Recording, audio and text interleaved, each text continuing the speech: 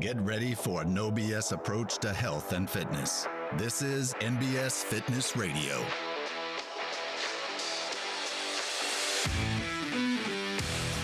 All right, and we're back with NBS Fitness Radio. I am here with Brian and Christine Kays. They have been members at NBS Fitness for 3 years now. 3 years in May. Awesome, very cool. So one of the reasons I had you guys on the podcast is because your family does fitness together. You guys both work out together. You have a, is he turning 6? Tomorrow. Yeah, so son is turning 6, who's been basically at the gym since you guys have been at the gym. And I think that's really special because that's what I want to see happen in our community and in our country and the world. And you guys make it happen. So real quick, Brian, kind of tell me your training background, your training history, like how training has been a part of your life and kind of that stuff. I mean, there's not been a lot of training. I played high school athletics, football, basketball, baseball. But beyond that, just kind of stuff on my own. Did a lot of running, 5Ks, different things. Yeah. No formal training until I came here. Okay. So you just kind of doing, were you training at a commercial gym? You just running, doing Commercial workouts gym. at home? Okay. So I do a commercial gym and lift, and then run at home, that kind of thing. Okay, yeah. Cool. And how about you, Kristen? Yeah, so some of the same. I mean, grew up playing sports, mostly soccer and cross country. And throughout college and grad school, did a lot of running, a lot of 5Ks, did a marathon. And then, again, no real formal strength training or kind of classes like that until I came here. So it's something that I've really enjoyed, surprisingly. So what attracted you to something different? Because obviously you guys were doing something. Mm-hmm. You're being active and pursuing your health and fitness. What kind of like triggered you say, hey, I want something more?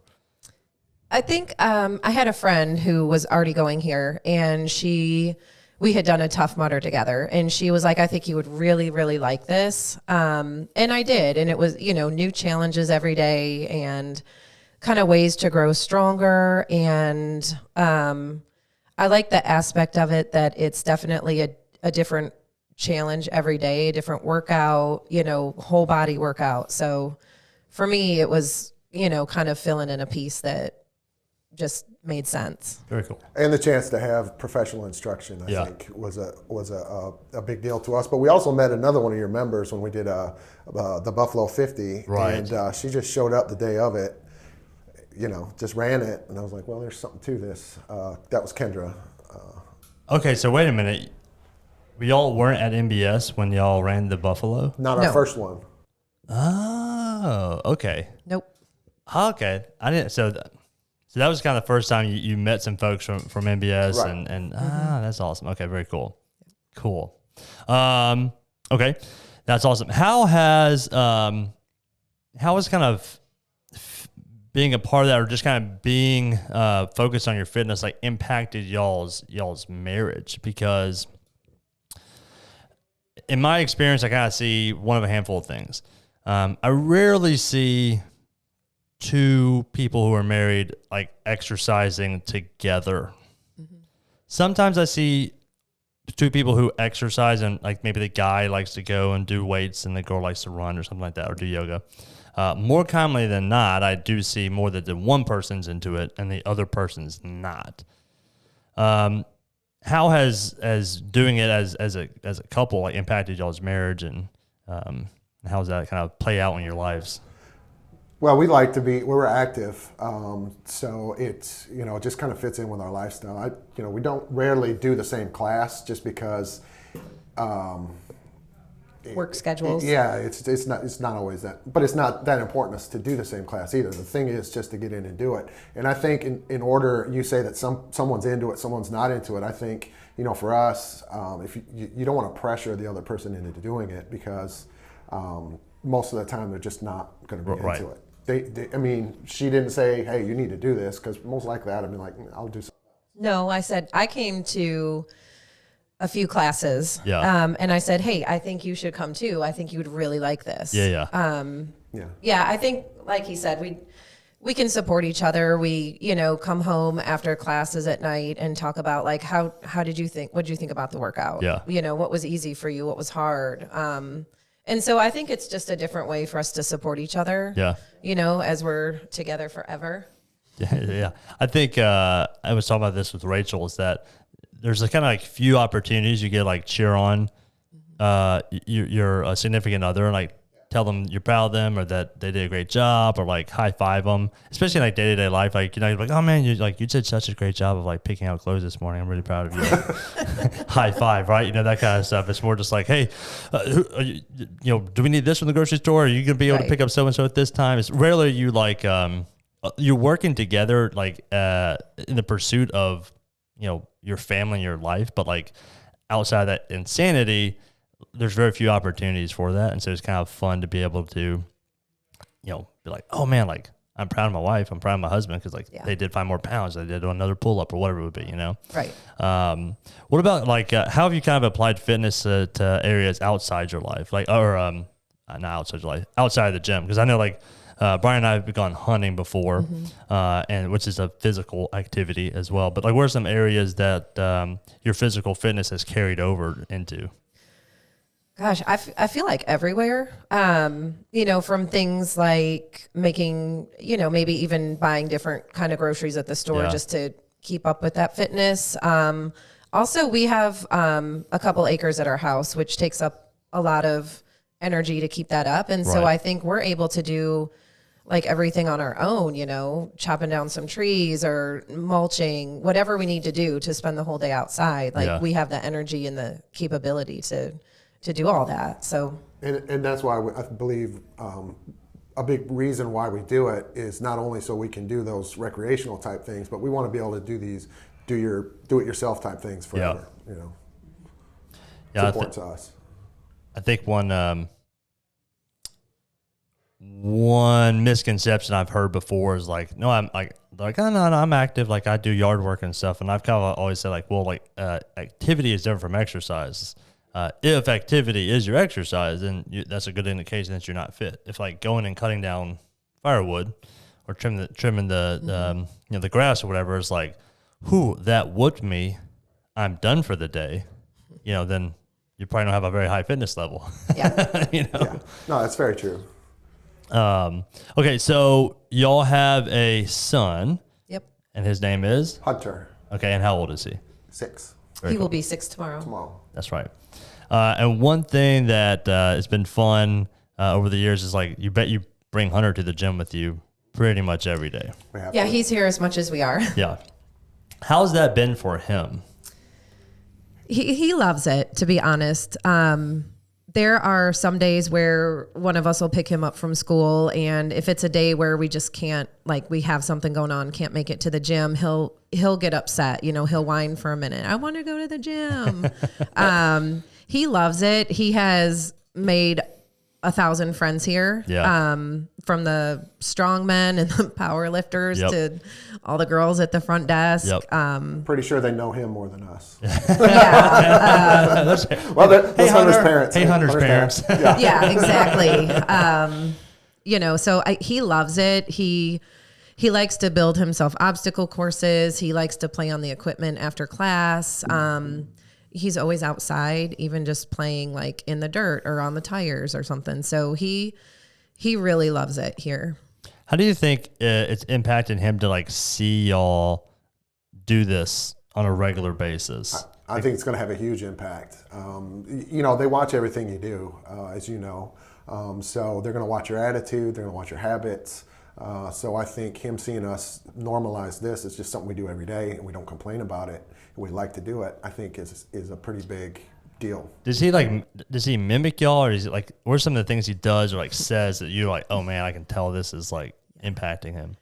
Yeah, he a couple weeks ago set up a workout for us in the living room with his punching bag and borrowed our dumbbells and the kettlebell. And so he does that. He loves to be outside. He's really into running sprints right now. He likes us to time him. Oh, nice. So, that's awesome. Yeah, so he does. He's all in it. Very cool. Yeah.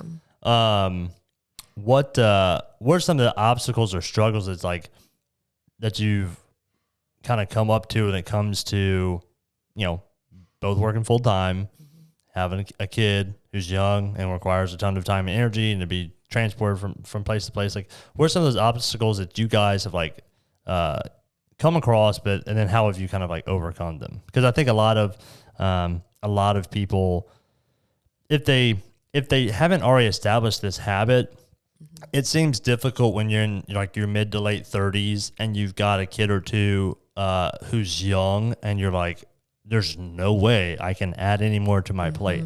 I'm already spilling over every single day. Right. How do y'all overcome it? We have to work together. So if he's starting T-ball soon, so she's going to have to take him to T-ball while I work out, and vice versa. We've already figured it out. Gotcha. We just talk, and it's like, or maybe I'll hit a different class that day, and I'll take him to T-ball or practice, and just you got to figure it out. You can't make excuses of, well, he's got to do this, so I guess I got to quit the gym. Right. If we've made it a priority to continue doing this, we just have to figure it out. I mean, that's all you can do. Yeah, we just trade off days. Sometimes picking him up and stuff like that. One of the reasons that this does work so well is that we can bring him here. Yeah. Because honestly, if we couldn't, then that would definitely impact our ability to get in some consistent workouts. Yeah. Right. So basically, you said like my training, my exercise is a priority. I'm gonna find a way to get it done. Maybe it may not be perfect. I may not get in 5-6 days a week, but I'm gonna try to. It's gonna be a priority. I'll find a way to make it happen. Yeah, and even in the last year during the pandemic, we had to figure out how to work out at home. So sometimes we can take some of the training, some of the programming, and do it at home. Yeah. Even if we have to, even if it's a scaled down version, at least we get something in. Yeah, yeah, because he wasn't in school. Oh no. Yeah, they took him out. Yeah, so you were having to stay at home. I was at home with him for several months straight. Yes. Yeah. I was at the office. Yeah.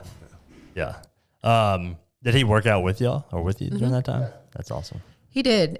He would do a lot of the moves with us. He really likes to do burpees and push-ups and squats. So he would definitely do that. Now he wouldn't finish the workouts per se. Okay, yeah.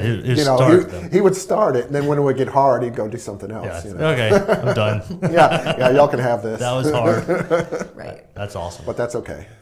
How has improving your exercise or your fitness levels like improved like your mental and emotional states? Well, it gives you the confidence to do anything. I think, and you can carry it to other places, other fields.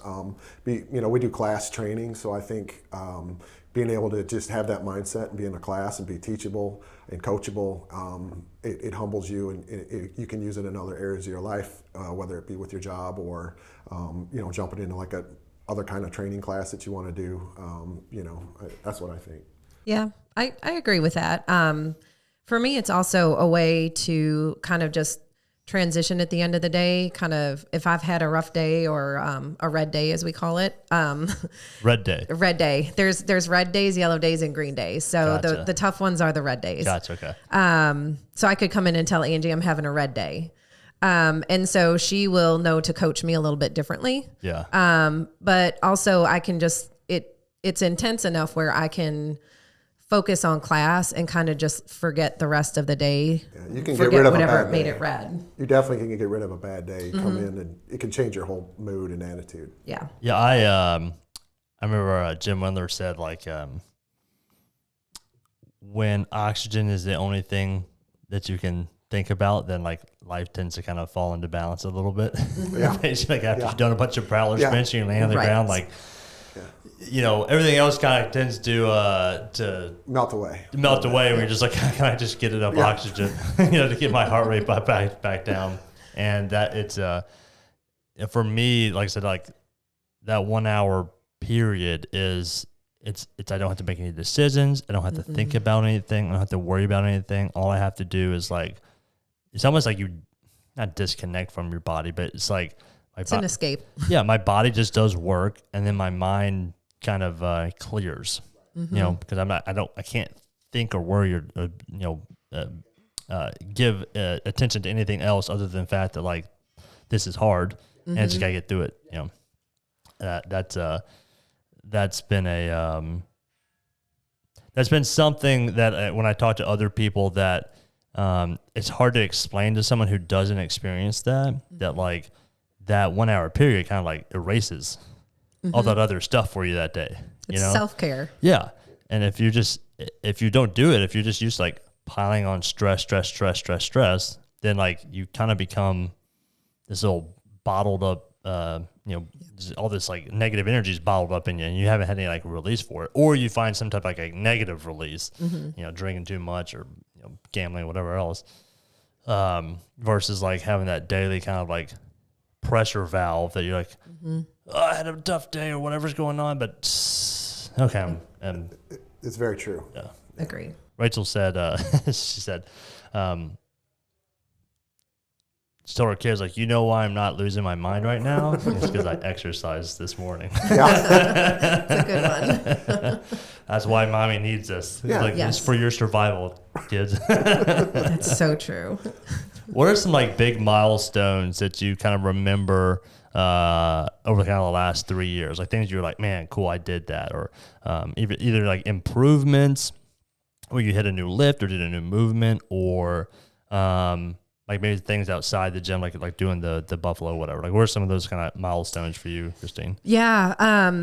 I think one of the biggest ones for me was in that first year, just kind of realizing how strong I am. I think I just really didn't ever expect to, deadlift 260 pounds. Yeah. For me, getting a pull up has been like one of the best things. Yeah. I'd love to be able to do 5. Yeah. So that's been really great. Recently I've been able to string together a lot of double unders. I really don't like that jump rope, but for me, that's something that I've been really, really proud of. Yeah. And I think even bench press, like that's something we don't do a ton, but it always makes me feel good to do that. Yeah. It's cool to like, to explore the different like, areas of fitness that you maybe have not done before, like don't have the confidence in. Yep. If you've been a runner and you're like, well, I mean, I know I can just go and like hit a 3 mile or whatever, 5K, but then you're like, but I don't deadlift. And then kind of be like, oh man, like if I told you like 4 years ago before you had ever done a deadlift, you think you could deadlift 260? You'd be like, no. Maybe if I even said like 100 pounds, you might be like, no, like the 100 pounds. You could probably do it, but it'd be ugly. Yeah, you could. Sure. You could do it, It but wouldn't like, be right. you haven't been exposed to that idea at all. You're like 100 pounds. I remember my mom was like talking about like the first time she deadlifted 100 pounds. She was like, "Holy crap, I deadlifted 100 pounds!" And like, how many minutes later, she almost does 3 times that. Right. She's awesome. So, how about you, Brian? Well, I think anybody that comes into CrossFit will, that didn't have much training before will say it's very overwhelming when you start, right? Yeah. So it's my biggest achievement is just, overall just being able to do quite a bit. Yeah. Just from the technical stuff, the Olympic lifts, the gymnastic stuff, I'm just looking at it as an overall level. Just in coming so far to just being able to have the confidence to pretty much go out and do anything. Like, when you do it long enough and you do it enough days a week, you really feel like you could do anything. Yeah, I think that's the biggest change for me in the because I played high school and college sports and very much felt like an athlete and had a lot of confidence I could do everything. Then I kind of looking for a new area to compete in. I kind of like stumbled through several things and found like powerlifting kind of stuck with that. And because it is so like focused in on one particular area, I got really good at it, but then like I had no confidence I could do anything else. Right. Like I could lift, but like I can't. Yeah. I'm not flexible. I couldn't move at all. And I remember like one day just being like, man, like I'm not an athlete anymore. Like I was an athlete for the majority of my life, and now I'm big and I'm strong, but like I just feel crappy. And not at the time that was my focus. Like, and that's kind of the necessity of it. Is like if you want to be the best at one thing, then you're gonna have to give up some other things, right? You want to be good, well-rounded, balanced in everything. Right. When I started having kids, I was like, man, like I want to feel like I can do stuff again. And I remember like when James was born, trying to bathe him in the bathtub. And there was like this bathtub, and it's like the way it was set up is like I couldn't lean over and put him in the tub. I like had to physically like squat down and put him in the tub, at like a low squat. And I remember like literally breaking down and crying one day because I was like, "There's no way I could have done this." Right. A year prior, I was like, I would not have been able to actually like bathe my own son. Right. Because of my lack of mobility and just all that kind of stuff. I was like being like, dang, like. Wow. Okay. And just seeing like kind of that impact of ability and confidence and how it like applies to just being a dad. Yeah. Well, I was 36 when my son was born. Yeah. So I'm an older dad, Yeah. even though, he's 6, Yeah. So just looking into the future, you want to be able to do it not only now, but, you want to be strong and in shape and well-rounded into the rest of his life. Yeah. Yep. And you also, I kind of say like your son's going to see you as Superman. Like, and I want to be Superman for him, like as long as I can. Yeah. I'll be Superman until he's probably about 13, 14. And then I'm going to be like, well, then he's going to want to start competing against me. And then I'm like, I need to hold on to this like alpha position as long as I can. In the driveway, when you're playing basketball, you just hack them. Yeah, no, for sure. You're getting Put fouled. them down. Yeah. You're getting fouled. No easy buckets. You're getting fouled. We're playing a 10-foot goal. I'm taking. You want to get better? Go practice. Yep. I literally we gotta played earn a it. basketball the other day because we have a basketball goal. Like the kids kind of play around with it. I was like, I gotta start practicing.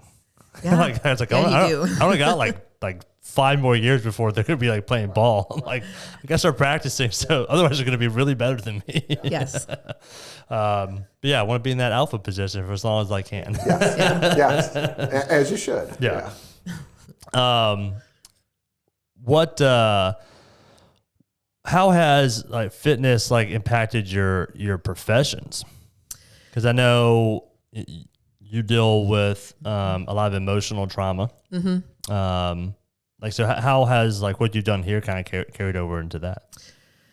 Yeah, I think kind of what we were talking about earlier, where it's this is like a place to relieve your stress, take care of yourself. Obviously, in like the counseling and therapy world, self-care is a really big thing for the professionals and those that provide the service. So I think it really helps me to kind of keep myself as level as possible. Yeah. And then I have a lot of colleagues in my department that are also very fitness focused. There's several that do CrossFit. Yeah. And then there's just very active, a lot of running and stuff. So I think it gives us a way to kind of, join together to support each other, inside of work and outside of work. Because, it's basically a desk job where we sit together, but there's always somebody who'll get up and go take a walk with you or clear your head.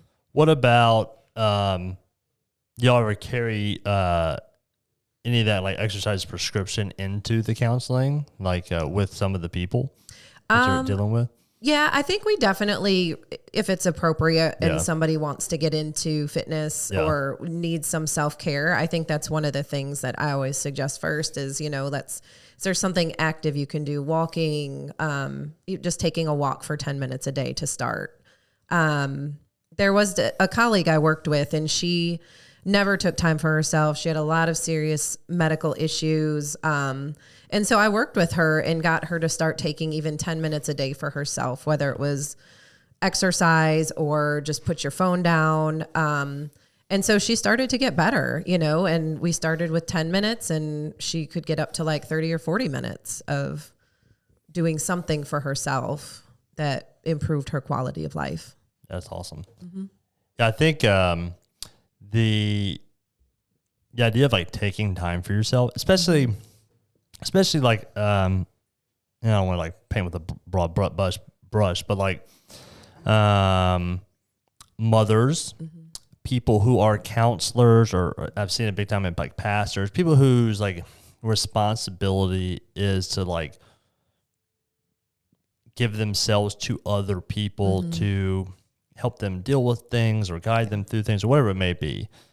Sometimes there's a little bit of guilt involved with like taking some time for yourself. Yeah. You know, especially if you've kind of you've kind of set this pattern of like if you ever need me, call me. I'm always there. You know, I'm always there. Then at some point you're like, okay, well, I only say yes, and I don't have no boundaries to say no. And then what ends up happening is you actually become, it actually ends up having a negative impact on those people you're trying to help because you're so overstressed or over poured out. Like you've given everything that you already have. Yeah. And then someone's asking for more and you feel the necessity to do it. The analogy I use is like that, a lot of times it can seem like I've got a cup and I've already poured everything out of the cup and there's no way I can pour any more out for myself or like to take care of my body or fitness or health or whatever it be. And it's this idea like, no, that gives you a bigger cup. Yeah. You know, it gives you a bigger cup to be able to pour more out so that you still even have some left over, you know, at the end. Yeah. So Brian, obviously you run a business and you're in a leadership position. Yes. How has, you know, fitness applied in that? So I haven't done it as much as I would like to, but I would like to incorporate some of the things I've learned into some safety meetings. Yeah. As far as proper lift techniques. Yeah. You know, safety is a big deal, and people, you know, I think sometimes don't understand how to lift, even if it's just we sell beverages, just a case of soda. You know, because it weighs a lot, you know, 25 pounds probably, and you can really tweak your back, especially if you're doing it all day long. You know, all day long the wrong way. Right. Yeah. Exactly. You know, so there's a lot of techniques you can use, you know, just from what we learn here that really could be applied in their day-to-day life. Very cool. Yeah. What are some goals y'all have like for the future?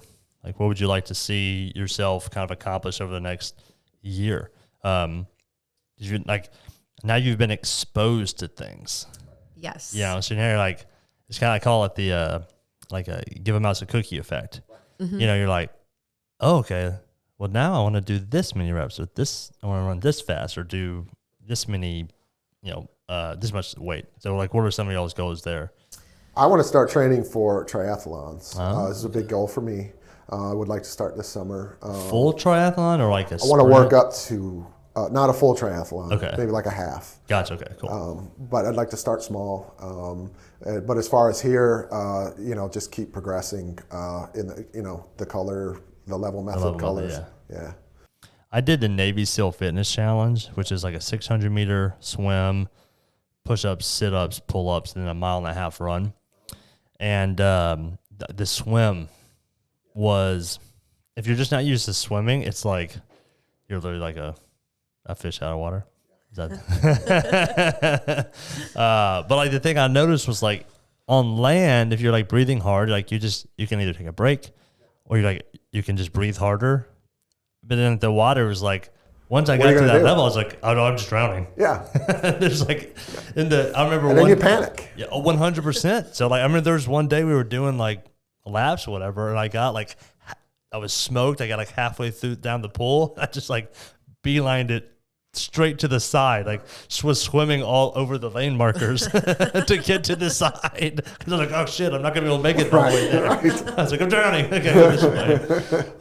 And it was just like, I was like, man, like, because I was pretty fit. I was like 22, maybe 23. Oh, wow. So I'd like just come out of like college football, and like I was still doing like a good amount of like conditioning training and doing sprints and power pushes and all that stuff. And it was like, it didn't apply at all to the water. It's just, I was like, I cannot do this. This sucks. You had to buy a Speedo. I'm okay with that. Are you excited about it? I don't know if I'm excited. I'm okay with it. I was like, I'm not going to buy a Speedo for this, you know, this thing that we're only doing for like 3 weeks or 4 weeks. They actually have you wear bike shorts, I believe, if you're doing a triathlon. So, but there's a special triathlon bike short. Right. Well, I got in the pool in like my just regular like, whatever, board shorts. Oh, and I did that one day. I was like, screw that. That's going to wear you out. I didn't have the full, you know, high cut Speedo. I had, you know, the mid-level Speedo. Right. And I was like, okay, this is, I see why everyone does this. I didn't shave my body though. Yeah. That's a lot of commitment. It's like a 2-hour commitment. I did it for bodybuilding, and it was like the first day was like literally like an hour and a half of shaving. Oh my gosh, that's too much. It sucks. Yeah. It's like I joked that like bodybuilding is 90% tan and shaving, and Right. like 10% diet and training. All right, Christine, what are your goals over the next year or so? I am going to support him with the triathlons. I will not be joining him in that, but I will. I've always done a lot of conditioning and stuff just on my own. So for me, I'd really love to get just consistently doing strict pull-ups. Okay, You know, I'd love to get like 5. Yeah. I don't need to get like 75 or whatever. Yeah. I'd love to do that. And also, I think just like build up, you know, keep building up weight on my movements. I'd love to, you know, kind of tighten up my toes to bar. Gotcha. You know, get the handstand push-ups. Like those are things that I feel like keep eluding me. I get close and then there's the pandemic, or I get close and it's the holidays, and I get close and something happens and I lose it. So I just really love to kind of finally check all those off off the boxes. I feel you. Me too. I feel like it's like with pull-ups, like once you get the one, it's like you like open the door. You're like, okay, like now I can do it. Like once you get the first handstand, you're like, okay, well, like now I can start building this up. It's like that struggle to get like past that first one is so tough. It's very mental too. Yeah, It is. yeah. It's like I see sometimes like weight training where it's like getting past either like the 100 markers, like 200, 300, 400, 500, or like the plate markers, like 225, 315, 405. It's like there's not that big a difference between like 385 and 405. But when you see that plate on there, it like trips a lot of people out. Big time on bench. See all the time, like someone will just bench 300 for like years and just miss 315 over and over and over again. And then once they get 315, like in the next year, they got 350. And you're like, yeah, it took you 2 years just to go from 275 to 315, but you put 50 pounds on your, or 40 pounds on your lift in 6 months or whatever. So it is so much of that kind of like mental thing and going like, oh, I can do this. Yeah. And that just builds, like you said, like builds the mental confidence, the momentum to like do other cool stuff. All right. Well, any kind of final words of advice or to anyone who maybe kind of listen to this, it's like, man, I'm in the same shoes. Like we're both full time. We got some kids. Like I would love to get back. Maybe I was into it a little bit, but I got off track. Like, what would you say to someone who said to you, man, I really wish I could do what you guys are doing? Do it. Like figure it out. I mean, you know, everyone that says that, I mean, just need to come up with a plan. Like talk to your partner. You know, come up with a plan. If you want to do it, you do it by now. Yeah. You know? Yeah. I mean, that's it. Yeah, that communication for sure. You know, take turns. It's not one person's kid. It's both person's kid or kids. So you got to share that responsibility. And also don't expect to start out 5-6 days a week. Like if you can get 1 or 2 days, or some weeks you get 3 days, some weeks you get 2. Even if it's 1 or 2, yeah. I mean, some weeks you get it's 5. hard. When you first start, it's hard anyway. So One is you're better going to than need some zero. rest. Every day is great if you can make it in, and you just do what you can do. Yeah, and put away some of the time that you're wasting, and use it for time that you know, to better yourself. Yeah. You know, there's times you just got to find it. Yeah. You know? 100%. All right, guys, love it. Thank y'all for being on the NBS Fitness Radio Thanks podcast. for having us. Yeah. Thanks for having us, David. Absolutely. All right, NBS Fitness Radio out. Thank you for listening to NBS Fitness Radio. If you enjoyed the podcast, be sure to share it with your friends, follow us on social media, and check out our website at www.nbsfitness.net. Hit the subscribe button and tune in next time for more NBS Fitness Radio.